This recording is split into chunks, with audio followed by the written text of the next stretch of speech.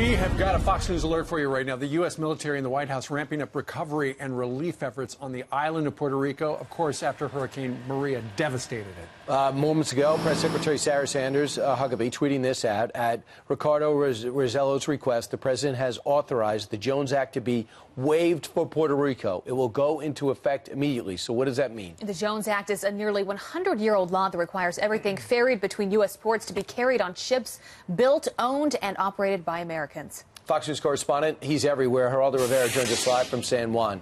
Hey, Geraldo, what's happening today? What are the challenges today?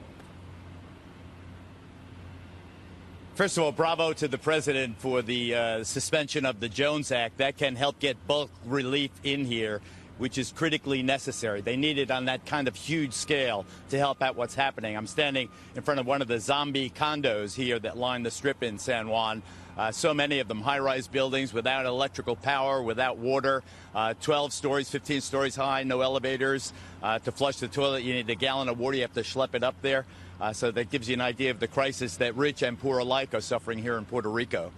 The fleet is on the job. Our fleet, the SS Kearsarge, we flew out there, as I showed you yesterday, to show the Navy mustering to bring whatever they can bear, the Navy and the United States Marines, whatever they can bear to help out the cause here.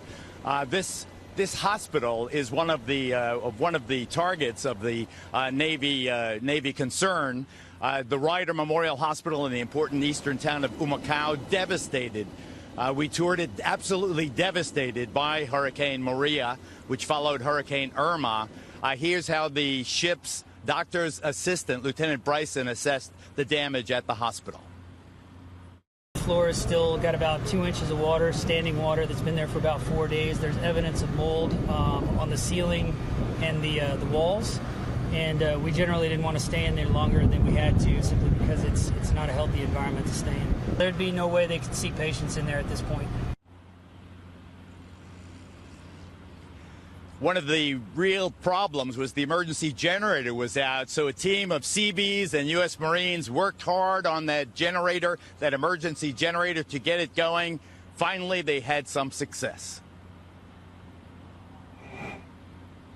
I can't even express the joy. It is, I'm speechless, except that I want to make sure that everybody who's listening to us knows how grateful, how thankful we are for everything, every person, every resource, everybody who we know are working around the clock to help us. The help we need. We are getting up. We haven't closed our doors, and we just are so grateful. Thank you, thank you, thank you, America.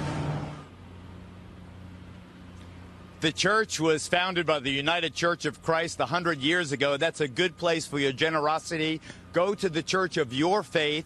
The churches really are on the ground. They are honest, and you can donate through your church, and that'll help out here in Puerto Rico, this devastating crisis. All right, good advice. Geraldo, thank you very much. Joining us live from San Juan. And we know the president's going to be there on Tuesday.